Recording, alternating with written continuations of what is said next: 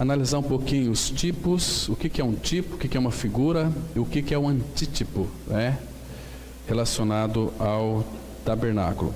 Ou seja, não apenas o tabernáculo, todo o Antigo Testamento, irmãos, ele vai mostrar os tipos que são as figuras de Cristo, né? E os antítipos é tudo aquilo que é a realidade de Cristo no Novo Testamento. Então, o Antigo e o Novo Testamento, eles se entrelaçam. O Antigo Testamento é como que se você contemplasse um botão de rosas.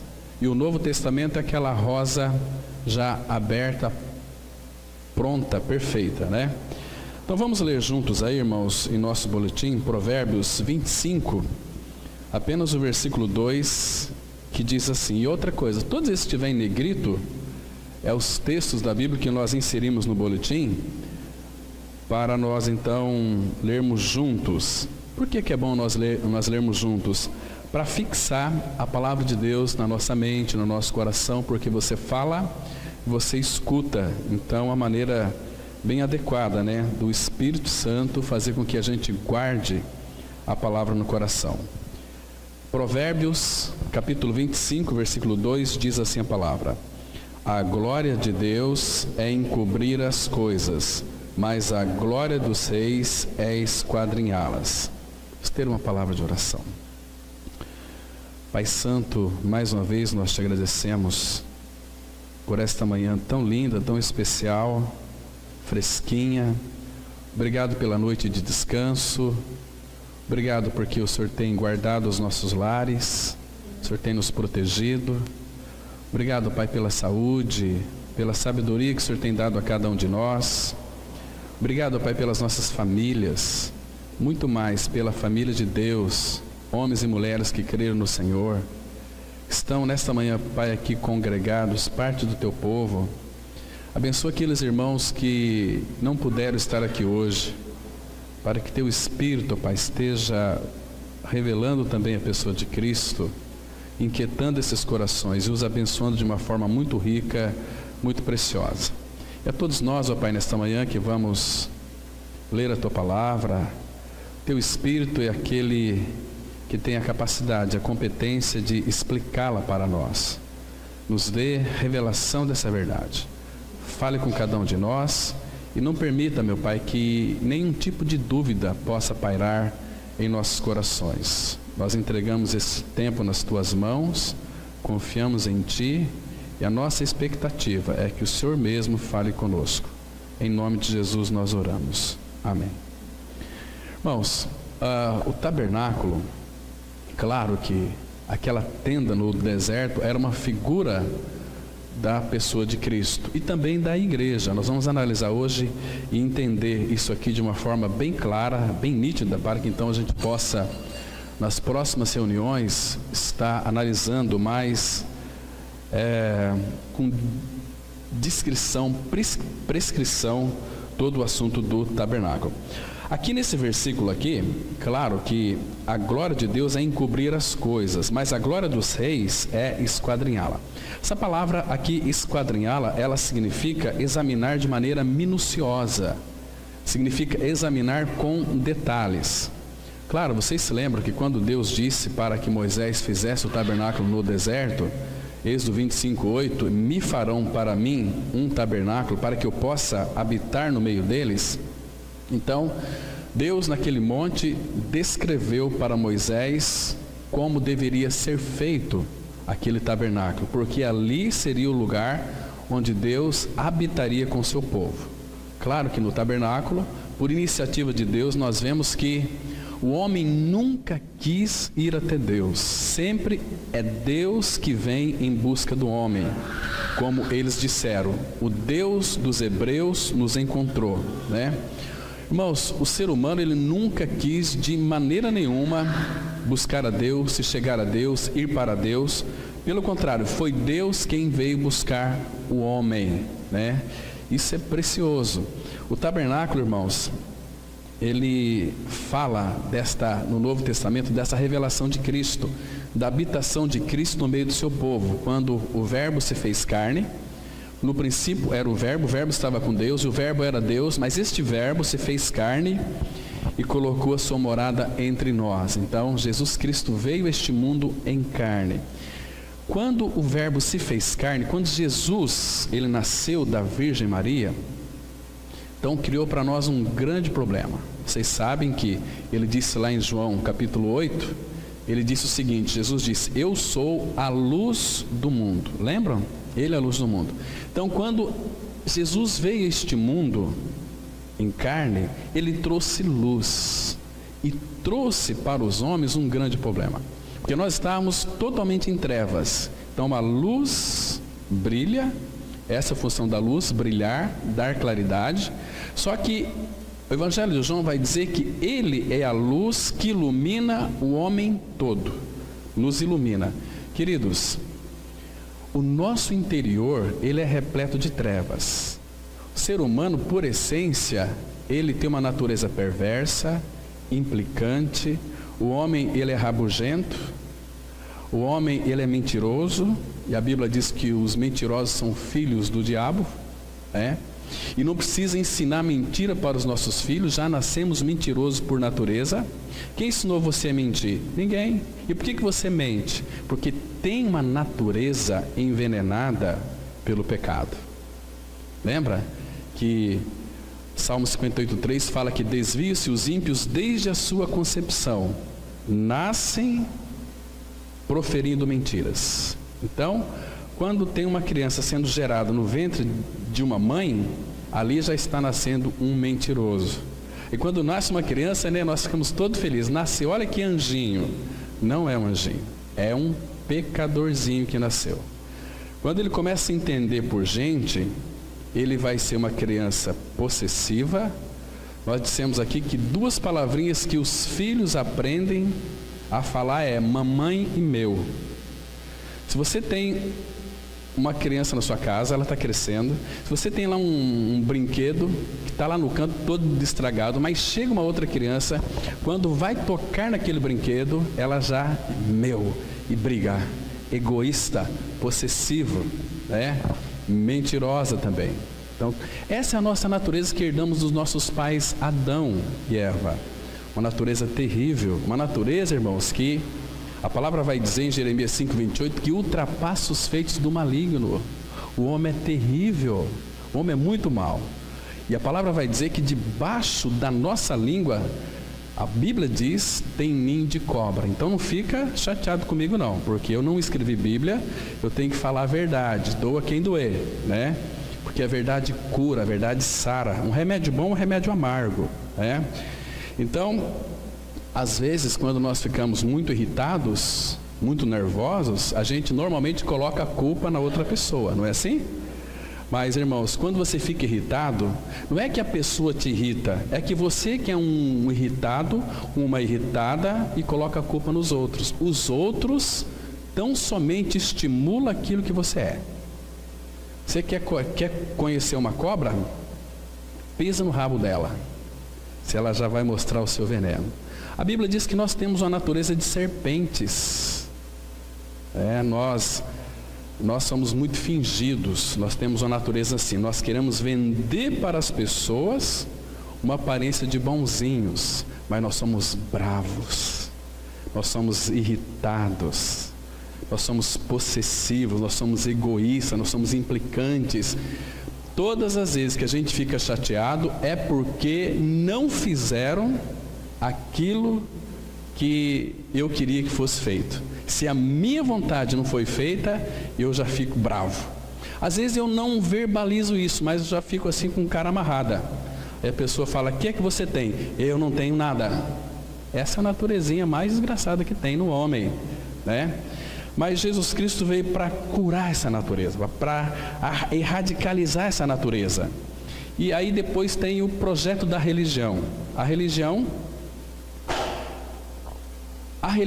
meus irmãos, a pior coisa que tem no mundo é a religião.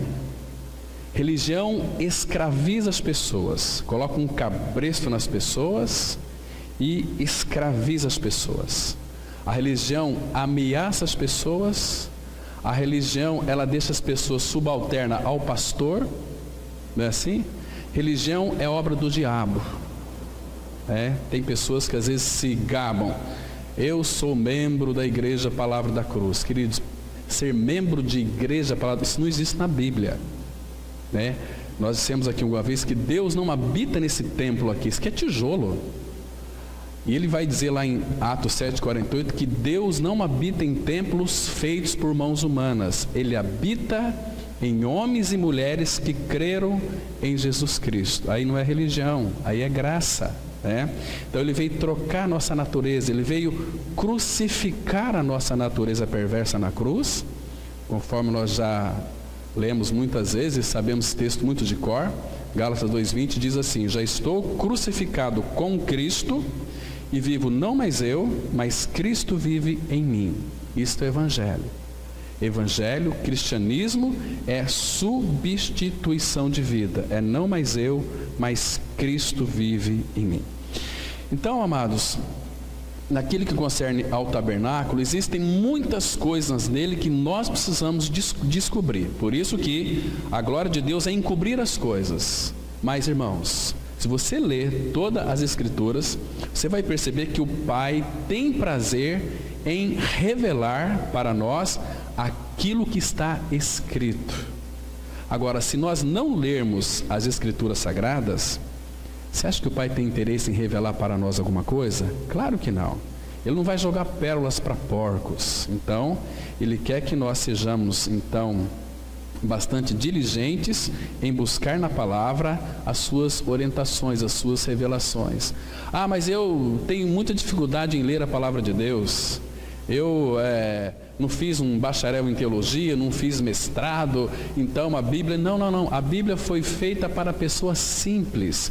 Uma criança de 7 anos começa a ler, ela talvez vai ter mais entendimento na Bíblia do que um adulto, um PhD em teologia. Porque nós nunca vamos conhecer a Deus pela teologia sistemática, mas por revelação de Deus. Hoje, irmãos, estamos vivendo a época em que as pessoas sabem muito sobre a Bíblia, mas não sabem nada sobre a Bíblia. Por isso que tem muitos crentes doentes, tem muitos crentes angustiados, feridos com a religião, porque, igual eu já disse aqui, a religião é arapuca, religião prende as pessoas e faz as ameaças, mas... irmãos, quando nós pregamos a palavra de Deus, nós vamos nos deparar primeiro com o amor de Deus em Cristo Jesus. Ele nos amou, por isso Ele morreu numa cruz, por amor a mim e a você. Ele não nos força a ir até Ele. Ele vem até nós e escancara para nós tudo aquilo que Ele é e fez por amor de nós. Então, nós temos que cavucar. A glória de Deus é encobrir, mas a glória dos reis é esquadrinhá-la, é você examinar com minúcia, com prescrição. Aí Deus vai falar com você. Então, a revelação de Deus, irmãos, ela não vai cair em suas mãos se você de fato não buscar. Lembra daquela palavra em Jeremias 29:13 que diz assim: buscar-me-eis e me achareis, quando me buscardes de todo o vosso coração. A palavra coração na Bíblia significa emoções, vontade, sentimento. Se nós não buscarmos ao Senhor de toda a nossa vontade, de todo o nosso sentimento, ali no quarto, em casa, nós não vamos ter muitas revelações de Deus. Porque, irmãos, estamos vivendo uma época terrível do cristianismo. Estamos vivendo uma época de crendices estranhas no meio do povo de Deus. O povo de Deus, por não ter entendimento da palavra de Deus, tem construído uma série de heresias, tem vivido uma vida mórbida, uma vida indecente. Estamos vendo, irmãos, em todas as partes do Brasil. Eu tenho visitado muitas igrejas em todo o Brasil. Tenho visto, irmãos, adultério no meio do povo de Deus.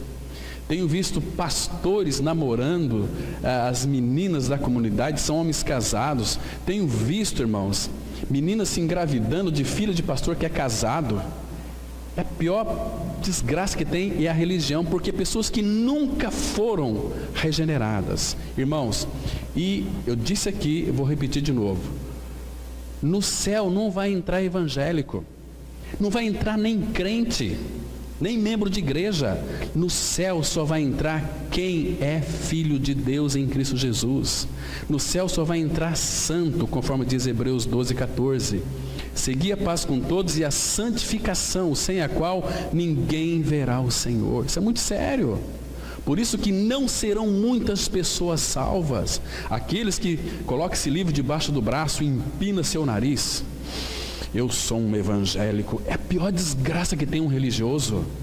A gente não consegue enxergar amor de Cristo na vida dessas pessoas. Não conseguimos enxergar alegria, paz. Lá na igreja tudo bem, é uma bênção, mas lá em casa é um inferno. Que cristianismo é esse? Que obra é essa que Cristo veio fazer na cruz? Se Ele veio para tirar o pecado e as pessoas continuam no pecado ainda, isso é um engano, irmãos. Por isso que nós precisamos de nos voltar para a palavra de Deus. E se nós não buscarmos o Senhor de todo o coração, Ele não se deixará ser achado por nós, jamais. Então, a Bíblia diz em 1 Tessalonicenses capítulo 5, 21, que diz assim: examinai tudo, retende o que é bom. Então, esse texto aqui, inicial de Provérbios, é para nós examinarmos se a glória de Deus é encobrir as coisas, mas a glória dos reis é esquadrinhá-la. Reis aqui, irmãos, quem são esses reis?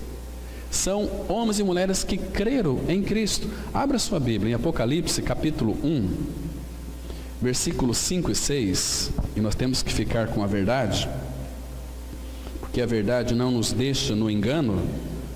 Apocalipse 1, 5 e 6, a palavra ela diz assim, preste bem atenção aqui, irmãos, vamos ler com bastante atenção a palavra. A Bíblia diz assim, Apocalipse 1, 5 e 6, e da parte de Jesus Cristo, a fiel testemunha, o primogênito dos mortos e o soberano dos reis da terra. Olha que palavra linda aqui. Aquele que nos ama e pelo seu sangue nos libertou dos nossos pecados e nos constituiu reino, sacerdotes para seu Deus e Pai. A Ele a glória e o domínio pelos séculos dos séculos. Amém.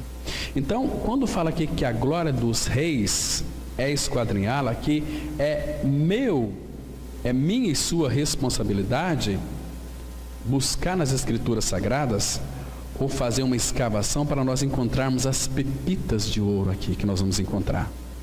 Não podemos, irmãos, ser diligentes, ser negligentes com relação à palavra. Deus nos fez reinos de sacerdotes para seu Deus e Pai. Ele já havia prometido isso desde lá no início. Vós me sereis reis e sacerdotes. Mas Cristo veio, morreu numa cruz, ressuscitou e nos incluiu na sua morte e na sua ressurreição. E veio habitar dentro de nós, nos constituindo reino de sacerdotes. Então nós temos aqui, irmãos, esta capacidade para buscar na palavra de Deus os assuntos tão proeminentes da sua palavra. Você se lembra? Por que você acha, irmãos, que Daniel teve aquela revelação de Deus?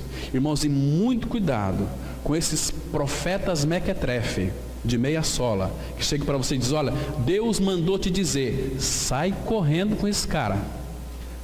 Pode ser um pastor, pode ser a desgraça que for, sai correndo. Tudo que Deus tem para dizer para nós está escrito na sua palavra.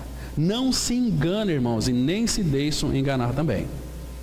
Porque hoje tem um pessoal aí que, olha, Deus está me mostrando que você vai ter isso, vai ter cuidado com isso. Todas as profecias estão aqui na palavra. Daniel teve uma revelação de Deus maravilhosa. Então ele estava meditando e de repente Deus falou com ele, dizendo o seguinte, olha, que Jerusalém ficaria cativo durante 70 anos lá na Caldeia. Por que Deus falou com Daniel dessa maneira? Sabe por quê? Daniel, capítulo 9, versículo 2, a Bíblia mostra, irmãos, a importância de nós então perscrutarmos a palavra de Deus para encontrarmos coisas preciosas. Veja aqui que coisa mais interessante, irmãos. Olha só aqui. Então, Daniel aqui, ele entendeu o número de anos que as assolações de Jerusalém iriam durar. Daniel, capítulo 9, versículo 2, a Bíblia diz assim, olha: no primeiro ano do seu reinado, eu, Daniel, entendi pelos livros. Esses livros aqui é o Pentateuco, era a lei de Moisés.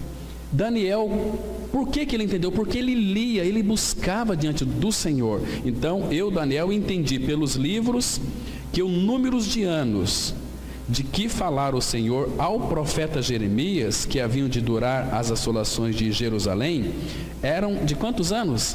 70 anos. Mas por que Daniel soube disso? Porque ele leu isto. E aonde é que ele leu? Abra sua Bíblia em Jeremias, capítulo 25, versículo 11. Jeremias 25, versículo 11. Irmão, se nós não formos orientados pela palavra de Deus, qualquer pastor aí de meia sola vai enganar cada um de nós, né? Um monte de baboseira, né? Então aqui, Jeremias 25, versículo 11, está escrito: toda esta terra virá a ser um deserto e um espanto. Estas nações servirão ao rei da Babilônia 70 anos. Então foi aqui que Daniel buscou, foi aqui que Daniel leu e entendeu que as assolações de Jerusalém duraria 70 anos, ok? Então essa é a introdução. Então nós vamos agora caminhar um pouquinho no nosso boletim para ver algo mais. Deus tem uma infinita sabedoria a respeito de todas as coisas. Isto não é diferente em relação ao tabernáculo de Moisés, conforme revelado por Deus a Israel. Através da própria estrutura, mobília e material desse tabernáculo, Deus, em sua glória, se agradou em ocultar e encobrir verdades eternas. Assim, torna-se a glória dos cristãos, que são reis e sacerdotes para Deus e para Cristo, descobrir essas gloriosas verdades. Porque, irmãos, não é que nós vamos ser, a partir da obra de Cristo nós somos. Que diz aqui 1 Pedro 2,9, vamos ler juntos.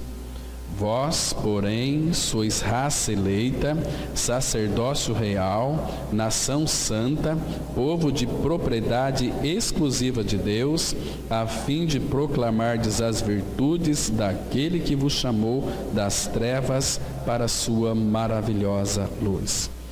No Antigo Testamento você vai encontrar assim: vós sereis reino e sacerdotes. Mas aqui está tão claro. A partir do sacrifício de Cristo na cruz, está escrito: vós, porém, sois raça eleita. Efésios 1,4, a palavra vai dizer que, assim como nos elegeu nele, fomos eleitos em Cristo Jesus, né? Então, não é que vai ser: sois raça eleita, sacerdócio real. Nós somos o que, irmãos? Nação santa. Não somos crentes evangélicos, nação santa, povo de propriedade exclusiva de Deus. Nós pertencemos agora não apenas a Deus, Ele é Deus, mas também ao nosso Pai, Deus e Pai. Qual que é a tua identidade agora? Filho de Deus. 1 João 3,1 vai dizer o seguinte: vede que grande amor nos tem concedido o Pai, a ponto de sermos chamados filhos de Deus, e de fato somos filhos de Deus. Por essa razão o mundo não nos conhece. Então, aqui é uma expressão, uma afirmativa: vós sois raça eleita, sacerdócio real, nação santa. Essa palavra nação santa, não que a nação brasileira seja santa, mas a igreja na nação brasileira é santa, porque é um povo que Deus separou para si, para serem chamados família de Deus, que habita neste mundo. Isso é maravilhoso, né? Então nós somos, irmãos, um povo de propriedade exclusiva de Deus. Você é exclusivo de Deus, né? Graças a Deus por isso. Nós vamos avançar mais um pouquinho. Não há necessidade de permanecermos na ignorância com respeito às realidades espirituais ocultas nos símbolos externos, pois a própria palavra de Deus as esclarece. O tabernáculo foi onde Deus escolheu habitar, e ali ele demonstrou de maneira simbólica toda a revelação e conhecimento de si mesmo. Lembrando que o tabernáculo tipifica o Senhor Jesus Cristo. Devemos lembrar também que o tabernáculo de Moisés era simplesmente uma reprodução esboçada na terra do santuário verdadeiro nos céus.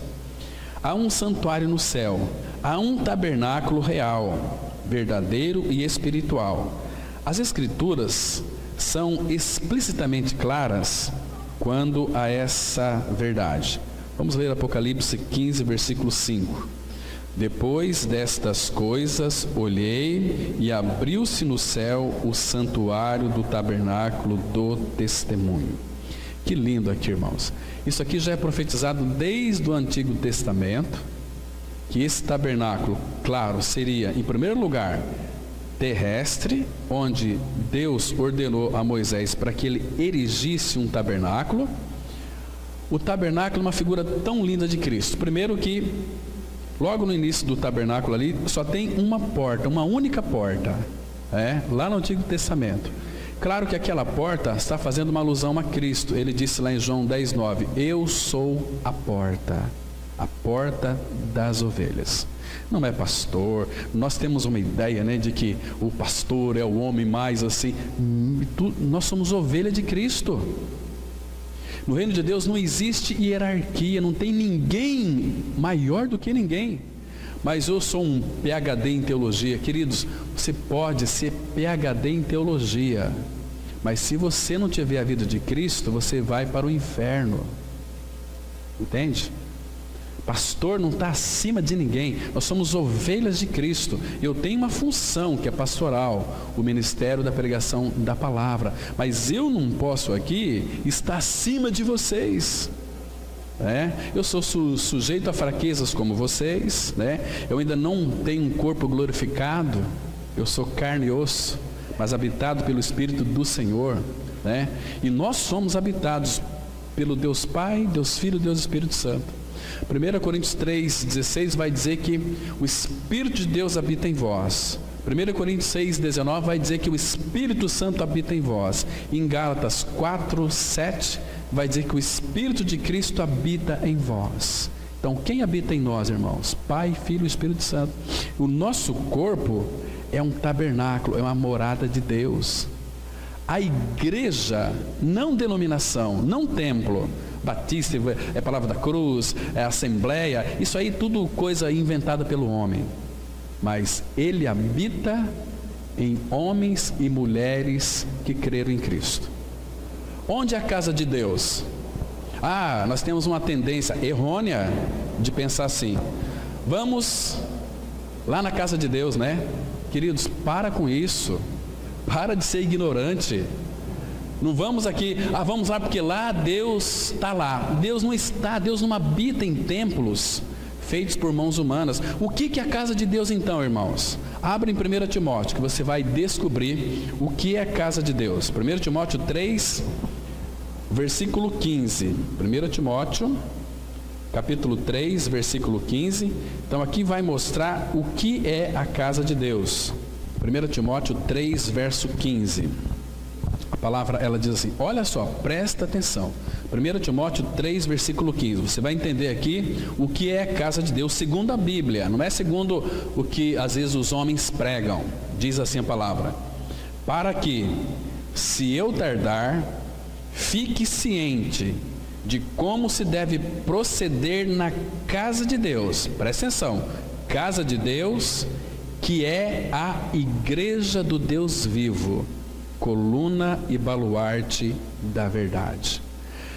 Casa de Deus é a igreja. O que é a igreja, irmãos? Igreja é um organismo vivo. São homens e mulheres que creram em Cristo. Por exemplo, como que eu tenho certeza que Cristo habita em mim? A palavra fala assim: já estou crucificado com Cristo, e vivo não mais eu, mas Cristo vive em mim. Se Cristo vive em mim porque eu creio nessa palavra, se você creu nessa palavra, Cristo habita em você, você é igreja.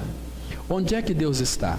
Onde 2 ou 3 estiverem reunidos em meu nome, ali estou eu no meio deles. Aí é a igreja. A igreja pode ser debaixo de uma árvore, a igreja é ali no meu quarto, eu e a minha esposa conversando, orando ao Senhor.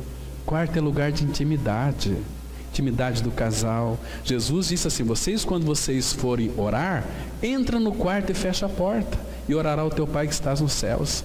A gente viu hoje uma crentaiada, né? Pulando e batendo o pé, e sapatinho de fogo, e virando piruleta, e cai para trás. Gente, isso não tem nada a ver com Deus. Deus não está nesse negócio. Por que não vai lá no quarto, na sua casa, entra lá e conversa com teu pai? Ali sim, ali que é o lugar de intimidade, né? O nosso cristianismo começa em casa. Se a nossa casa não for um lugar de habitação de Deus, se a nossa casa não for um pedacinho do céu, aqui nós vamos ser hipócritas, como aquele pastor, né, que era um pastor muito bravo. Ele agredia a sua esposa e chegava aos domingos lá, com aquele ternão muito bonito, e pregava e falava do amor, mas lá em casa ele era um crápula. Um dia ele estava discutindo com a esposa disse assim: você é uma hipócrita. Aí a filha falou assim: mamãe, papai não é um hipócrita não. Ele é hipócrita lá naquilo que ele chama de igreja. Aqui ele é ele mesmo. Aqui ele não tem hipocrisia, aqui ele é. Mas lá no templo, lá na igreja, que ele é hipócrita, porque lá ele finge uma coisa que ele não é. Irmãos, e muitas vezes nós fingimos aquilo que nós não somos para chamar a atenção das outras pessoas. Mas aqui, irmãos, que coisa mais interessante. A palavra fala que abriu-se o céu, o santuário do tabernáculo do testemunho. Vocês sabem que a arca do testemunho, a arca ficava no Santo dos Santos. O tabernáculo tinha porta, depois o átrio exterior, depois o lugar santo, e atrás do véu o Santo dos Santos. Somente Arão, sumo sacerdote, podia entrar uma vez por ano. Então, quando Cristo morreu naquela cruz, vocês sabem que o véu foi rasgado de alto a baixo, ou seja, aqueles que creram no Senhor Jesus Cristo podem entrar no Santo dos Santos a hora que quiser. Eu posso aqui fechar os olhos e conversar com meu Pai, porque eu sei que o véu está rasgado. E a Arca da Aliança, que era uma figura linda de Cristo, irmãos, que era uma sombra de Cristo, as pessoas estão procurando até hoje aquela arca. Alguns homens historiadores cristãos muito respeitados disseram que quando Jesus morreu na cruz, a arca estava bem debaixo ali da cruz, que o sangue que foi vertido caiu bem em cima da arca, que era o lugar de propiciação. Estude depois Êxodo, com bastante prescrição, se você vai descobrir isso.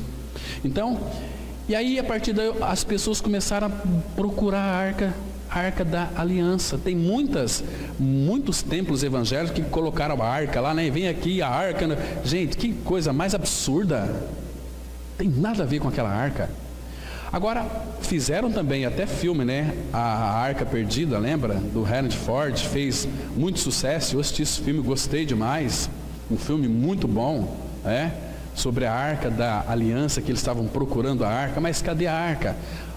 Tem muitos aí arqueólogos que estão procurando a arca ali no Monte Moriá, onde Jesus foi crucificado, escava e procura, mas cadê essa arca? Que ela não aparece. Você sabe onde é que está a arca hoje, irmãos? Abra sua Bíblia em Apocalipse capítulo 11, verso 19. Eles nunca vão achar essa arca. Sabe por quê? Olha onde que está a arca da aliança. Nosso Pai, Ele é muito sábio, porque senão iria virar amuleto. Apocalipse capítulo 11, verso 19, que diz assim, presta atenção: abriu-se então o santuário de Deus, que se acha aonde? No céu, E foi visto o quê? A arca da aliança no seu santuário, e sobrevieram relâmpagos, vozes, trovões, terremoto e grande saraivada. Aqui, coisas que João viu, as coisas que vão acontecer. Então, onde é que está a arca da aliança, irmãos? No céu. Como é que a gente percebe? Isso é um horror, isso é idolatria. Acho que os piores idólatras da face da terra são esses evangélicos vazios do evangelho, que não conhecem a Cristo, conhecem a religião, conhecem de apontar dedo, se errou, olha aqui, não, mas não conhece o amor e a misericórdia do Pai. Estão buscando acessórios, fazer campanhas. Que absurdo! Vamos ter uma campanha aqui para que Deus... Isso não existe na Bíblia, irmãos. Por falta de conhecimento, o povo de Deus está sendo destruído, porque lhe falta o conhecimento. Oséias 4,6 vai dizer exatamente isso. Eles nunca vão achar a arca da aliança. Por quê? Porque se eles lessem a Bíblia e crescem na Bíblia, a arca está no céu. Está mais aqui. Teve um tempo dela aqui, e nós vamos estudar mais para frente sobre a arca da aliança. Vamos ver detalhes que tudo aponta para Cristo. A igreja no Novo Testamento é agora a morada de Deus, sua habitação. Nós somos morada de Deus, irmãos. Se você creu em Cristo crucificado, eu e você, nós somos morada de Deus, somos habitação de Deus. Deus não habita ao nosso lado, como tem muitos que oram, Deus te damos graças porque o Senhor sempre está do nosso lado. Você vai morrer, você vai para o inferno. Se Cristo não habitar dentro de você, a palavra fala assim, se alguém está em Cristo, preposição dentro de, vivo não mais eu, mas Cristo vive em, essa preposição em significa dentro de, vive em mim. E nós somos habitados pelo Senhor. Abra sua Bíblia, vamos ver 3 textos que eu já citei, mas vamos conferir. 1 Coríntios 3, versículo 16. A palavra, ela diz assim, 1 Coríntios, capítulo 3, versículo 16. Um texto muito interessante. Então nós vamos aqui conferir essa verdade. Agora, se você crer na Bíblia, você vai tomar posse dessa verdade, que diz assim, olha... 1 Coríntios 3,16. Não sabeis que sois, não é que vai ser, é que sois santuário de Deus, e que o Espírito de Deus habita, olha a preposição em vós, dentro de vós. Aqui é o Espírito de quem? O Espírito de Deus, Ele habita em nós. E o versículo 17 diz assim, se alguém destruir o santuário de Deus, Deus o destruirá, porque o santuário de Deus que sois vós é sagrado. A palavra aqui, sagrado, no grego significa santo. Irmãos, o que você é? Você é um evangélico? Você é um crente? Você é um católico? Não, você é um santo. Por quê? Porque a Bíblia diz que o santuário de Deus, que é o teu corpo e o meu corpo, é santo, e onde Deus habita. Então aqui é o Espírito de Deus, Deus habitando em nós pelo seu Espírito. 1 Coríntios 6, verso 19. Olha o que está escrito aí, um pouquinho mais para frente, que diz assim, acaso não sabeis que o vosso corpo, olha aqui, é santuário?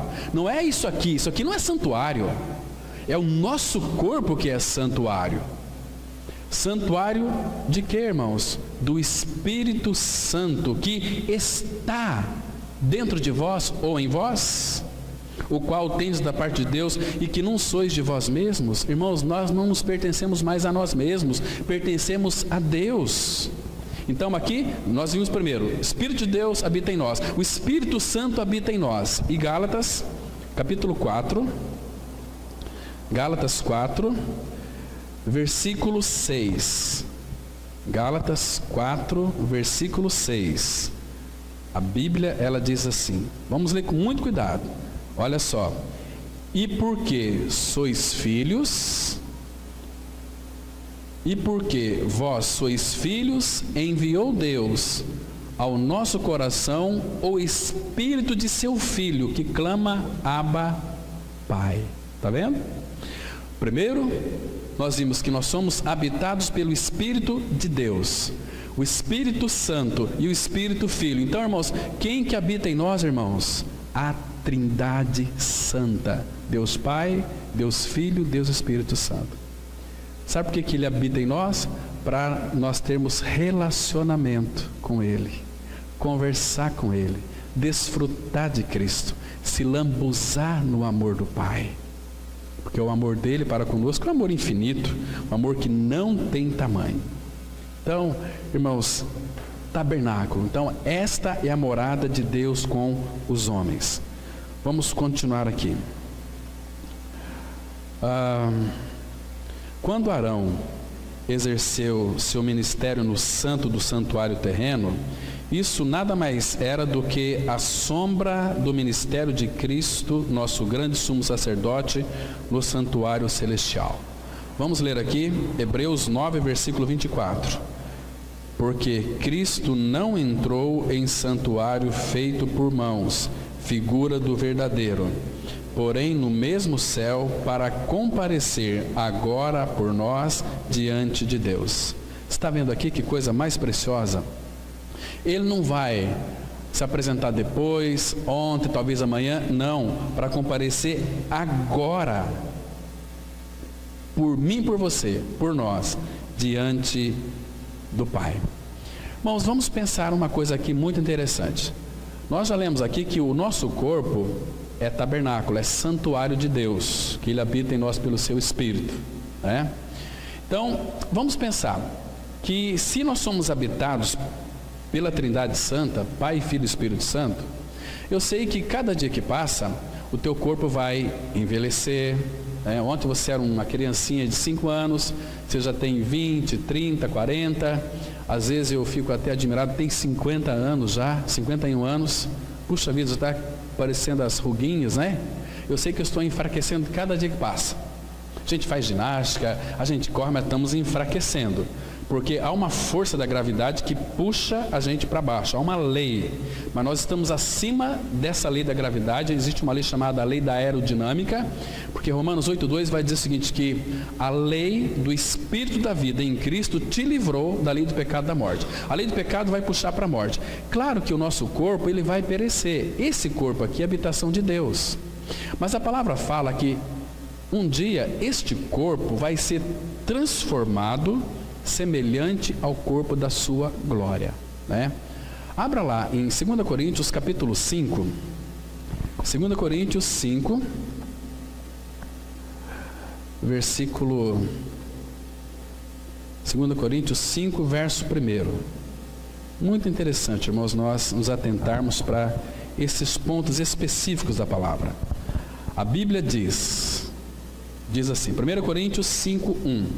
Então, sabemos, olha como é que começa, sabemos, não somos mais ignorantes, agora nós sabemos que se a nossa casa terrestre deste tabernáculo se desfizer, essa casa terrestre é o teu corpo, essa casa terrestre se desfizer, temos, não é que vai ter, temos da parte de Deus um edifício, casa não feita por mãos, eterna nos céus.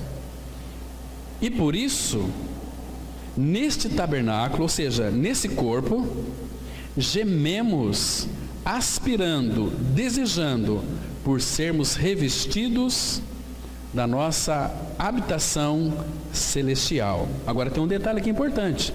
Se todavia formos encontrados vestidos e não nus, a vestimenta nossa é Cristo.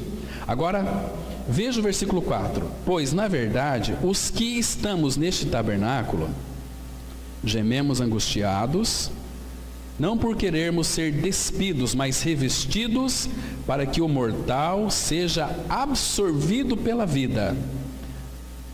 Mas como que pode ser isso? O versículo 5 vai mostrar. Ora, foi o próprio Deus quem nos preparou para isto, outorgando-nos, dando-nos a garantia, o penhor do Espírito. Está vendo aqui, irmãos, que lindo é isso? Por isso que Paulo disse aqui algo tão lindo no versículo 8. Olha o que Paulo preferia aqui, olha. Entretanto, estamos em plena confiança, preferindo deixar o corpo e habitar com o Senhor. Irmãos, que coisa mais linda isso aqui. Será que nós preferimos deixar o corpo habitar com o Senhor, irmãos? Fico pensando aqui, de repente você está com uma dor, você descobre que você está com câncer. E o médico fala assim, olha, meu amigo, você chega e fala, doutor, eu estou com câncer, como é que é meu estado? Aí o médico fala assim, você sendo um filho de Deus, meu amigo, você não vai ter muito tempo de vida não. Doutor, mas como? Se fosse um filho de Deus mesmo, em Cristo Jesus, iria se alegrar, porque graças a Deus por esse câncer, que vai me levar à morte física, mas eu creio no Senhor, eu vou encontrar o meu Senhor rapidamente. Aí o médico vira para você e fala assim, meu amigo, você não tem muito tempo de vida não. Doutor, eu tenho quantos anos? Não, você não tem anos de vida. Doutor, eu tenho quantos meses? Você não tem meses de vida. Doutor, quantas semanas eu tenho de vida? Você não tem semanas de vida. Doutor, quantos dias eu tenho de vida? 10, 9, 7, imagina só, que precioso. Encontrar com teu pai. Queridos, que lindo. Nós não devemos temer a morte. A morte foi vencida por Cristo na cruz. A palavra fala em Hebreus 2,14 que Ele não só destruiu a morte, mas aquele que tem o poder da morte, a saber, o diabo, e livrasse a todos que, pelo pavor da morte, estavam sujeitos a toda a vida escravizados. Mas Ele tirou a morte lá naquela cruz. Ele morreu a minha e a sua morte. Jesus na cruz, Ele provou a morte por cada um de nós. A gente vai morrer fisicamente, mas onde é que nós estamos hoje? Colossenses 3,3 diz assim, porque morrestes e a vossa vida está escondida com Cristo em Deus. Isso é maravilhoso. Essa é a alegria dos filhos de Deus. Saber que a morte não tem a última palavra na vida de um filho de Deus, porque nós temos agora uma vida de ressurreição. Ele disse lá em João 11:25 para Maria, porque o irmão dela tinha morrido, Lázaro, disse assim, Maria, eu sou a ressurreição e a vida. Quem crê em mim, ainda que morra, viverá, e todo que vive e crê em mim nunca morrerá eternamente. Crês isto? Então, quem tem Cristo tem uma vida de ressurreição. E aquele mesmo Espírito que ressuscitou Jesus dentre os mortos, também vivificará o nosso corpo, para sermos conforme o corpo da sua glória. Isso é Bíblia, irmãos. Isso não é religião, isso não é assunto de homem, é assunto de Deus. Ele disse, e por detrás daquilo que Ele disse, ao Deus da verdade, sustentando aquilo que Ele disse. Então nós podemos descansar, Vamos continuar aqui.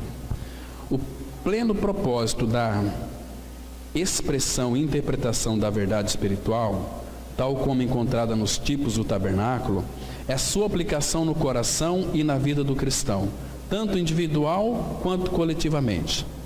A verdade deve se tornar prática e experimental, ou permanecerá apenas como a letra da lei. Teoria sem vida é pregar doutrina sem experiência, e isto transmite morte para o que estão ouvindo. O Espírito é quem traz vida. João 6,63 diz assim, o Espírito é o que vivifica, a carne para nada aproveita.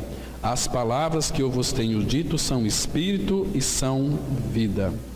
Está vendo aqui, irmãos? A carne não presta para nada.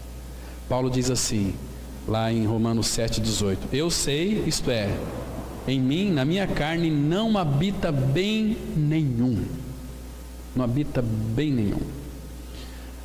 A gente acha, às vezes nós vemos esses astros, aí de novela, de cinema, olha esses homens, que coisa. Queridos, são uma podridão só. Estava lá em São José do Rio Preto, aí eu conheci lá aquela Ana Paula Arósio. Ela veio, chegou na mesa que nós estávamos, me cumprimentou, me deu um beijo.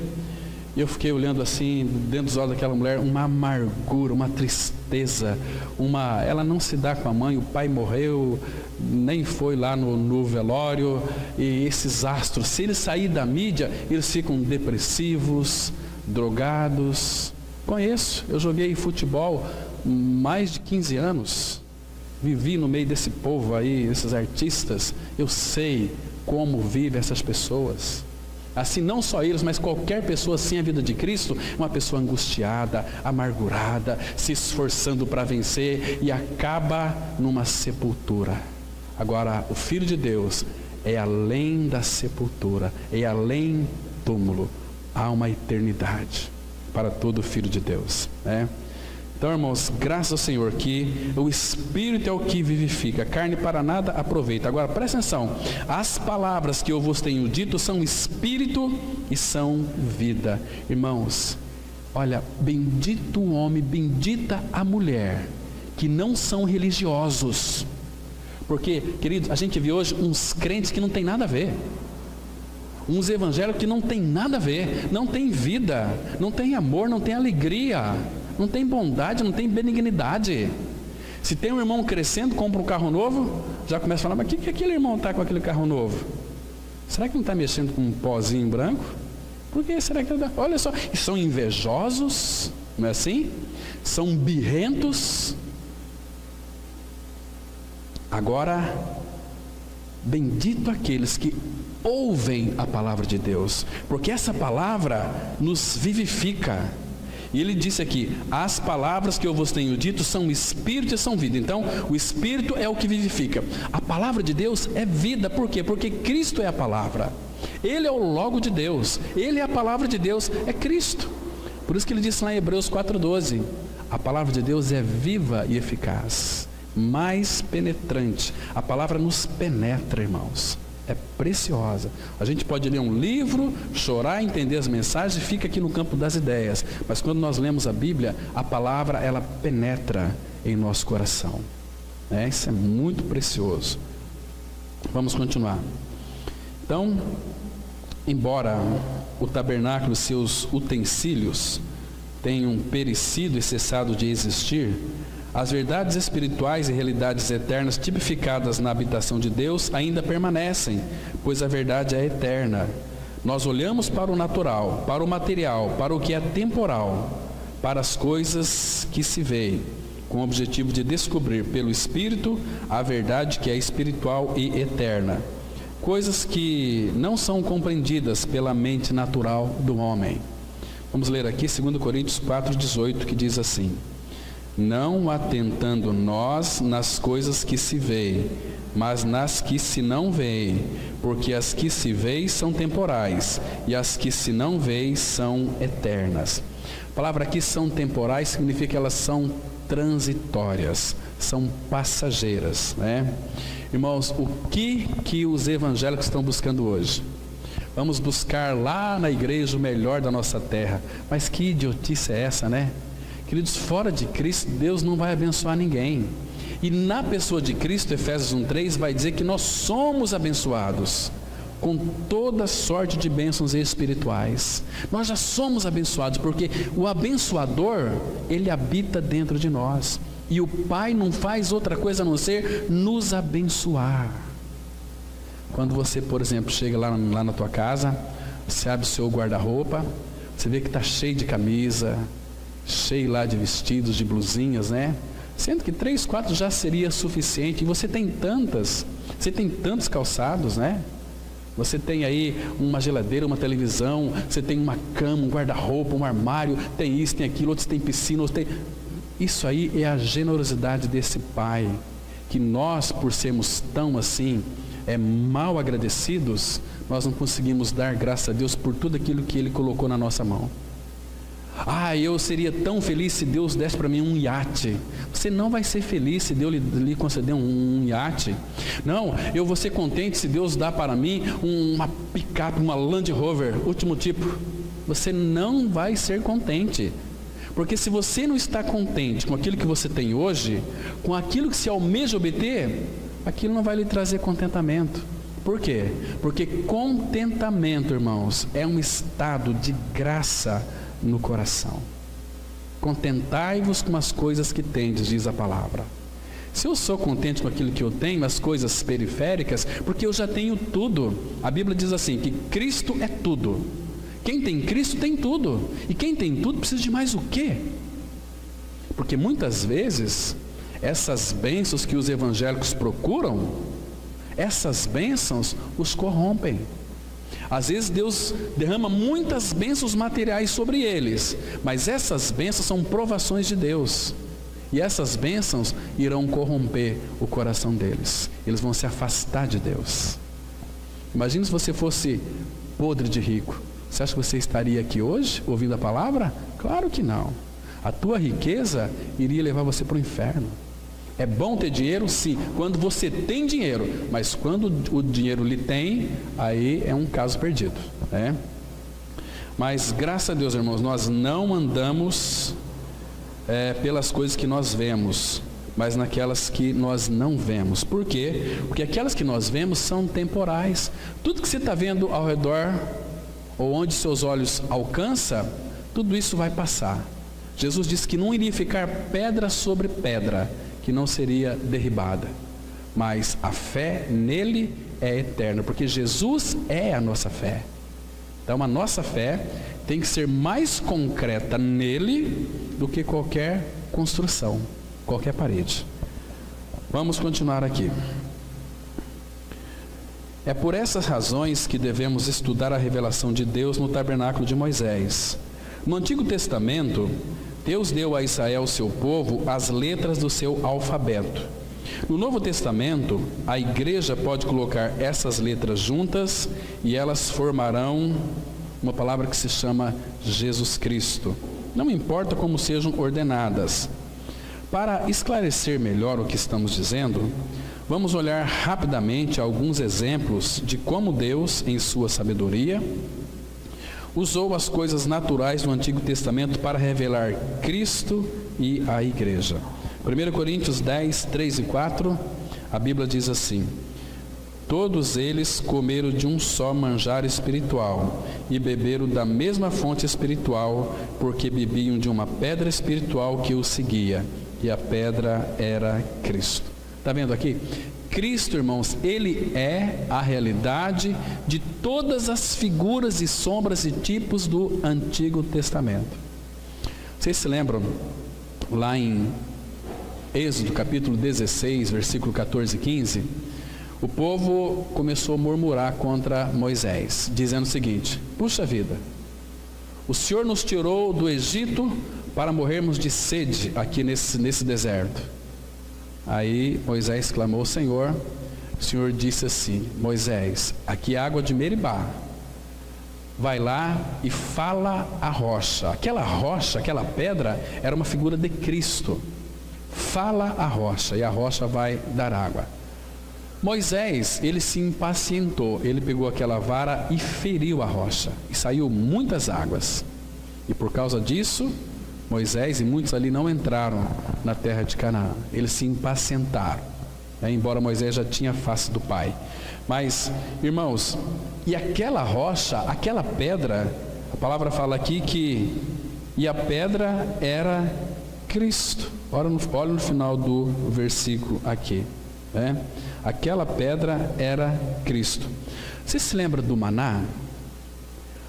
O povo começou então a murmurar porque queriam comer. Eles se lembraram das cebolas, dos alhos, dos pepinos, dos melões lá do Egito e começou a murmurar: oi Moisés, puxa vida, estamos aqui no deserto, vamos morrer de fome, né? Não tem nada para comer. Ai, lembra lá do Egito, os pepinos, as cebolas, os melões, nós vamos morrer de fome aqui. Aí Moisés orou ao Senhor, o Senhor então derramou o maná. Aquela palavra maná era um cereal que vinha pela manhã do céu e eles tinham que colher diariamente, a porção diária. Colhia aquele maná e comiam. Aquele maná, segundo a tipologia bíblica, era um tipo de Cristo, uma figura de Cristo. Isso traduzido para o Novo Testamento, Jesus ele disse assim lá em João 6: eu sou o pão da vida. Eu sou o pão da vida. Eu sou aquele verdadeiro maná. Aquele verdadeiro maná. Aquilo era uma figura de mim. Ele vai dizer o seguinte: agora, sendo eu o pão da vida, quem de mim se alimenta, por mim viverá. Entende? Então, é a realidade espiritual de Cristo. Muito interessante. Vamos continuar aí no nosso boletim, irmãos. O tabernáculo e toda a sua mobília, metais, cortinas, coberturas e cerimoniais, tipificavam o Senhor Jesus Cristo e seu ministério na igreja. Deus quer tornar claro que Ele nos tem dado coisas visíveis da criação para nos ajudar a compreender as coisas espirituais, ou seja, as invisíveis. Assim, o tabernáculo é repleto de tipos ilustrativos. Tipos, como já dissemos, são sombras, e sombras envolvem substâncias. Todos esses elementos são lições objetivas, símbolos materiais para expressar verdades espirituais. O Senhor Jesus Cristo é a substância de todas as sombras, inclusive dos sábados. Tem muitos que estão guardando o sábado. Cristo é a realidade do sábado. Vamos ler aqui Colossenses 2, verso 17. Porque tudo isto tem sido sombra das coisas que haviam de vir, porém o corpo é de Cristo. Queridos, sombras, ela envolve substâncias. Vamos pensar aqui. Eu chamo aqui, por exemplo, o irmão aqui e coloco um holofote aqui nele, né?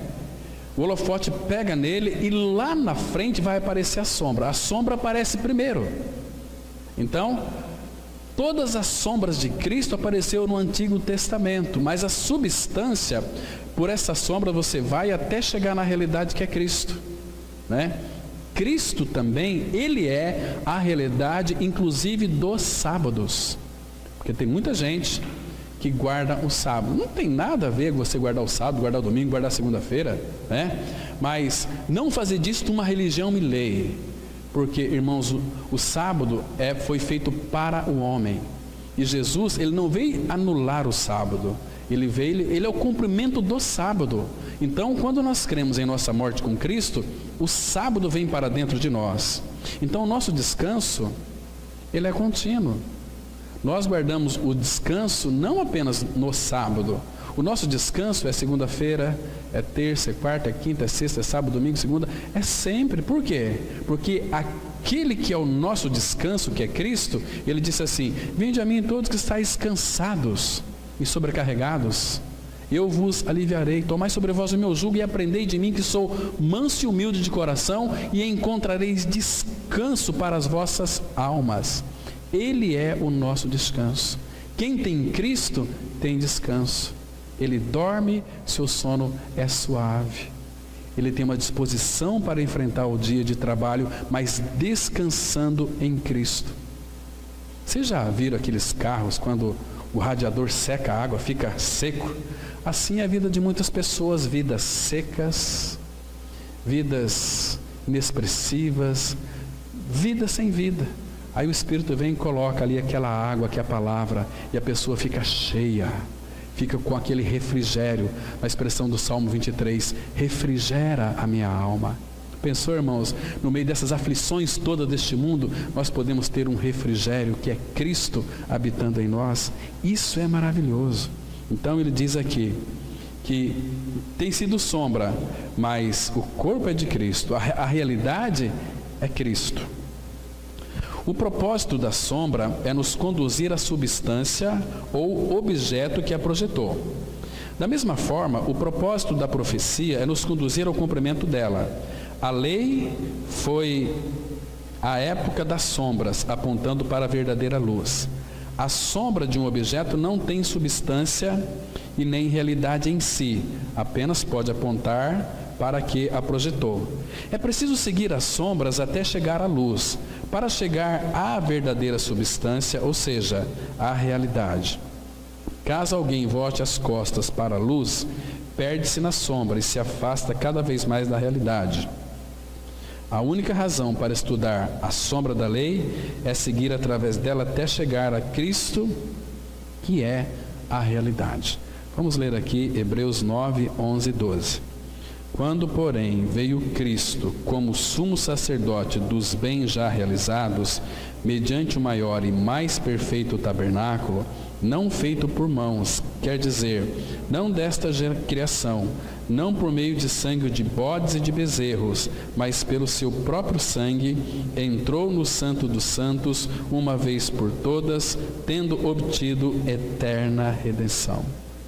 Então, irmãos, Cristo, Ele é a realidade daquele tabernáculo lá no deserto. Ele obteve, porque Ele entrou no Santo dos Santos, uma redenção eterna.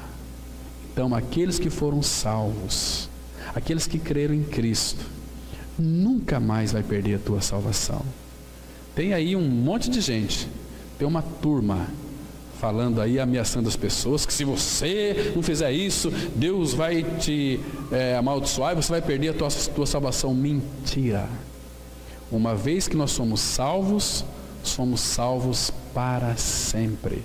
Você não vai deixar de ser filho de Deus.